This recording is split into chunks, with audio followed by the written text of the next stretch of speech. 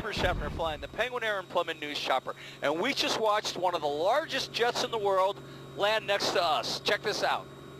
Okay, Delta 9771, 747, turning about 9 mile final. She's called the Queen of the Sky, and Captain Paul Gallagher tells us why. Was the 747 always your dream to fly?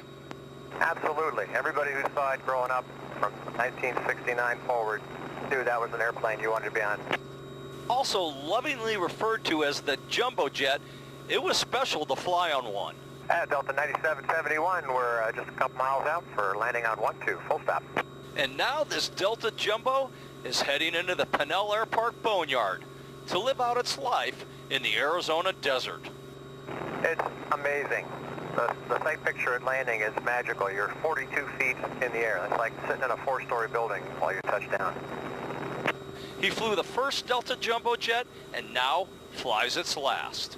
What's this feel like, your final approach in this aircraft? You know, it feels wonderful to fly, but sad that it's the end. I'm Bruce Schaffner, flying in the Penguin Air and Plummet News Chopper.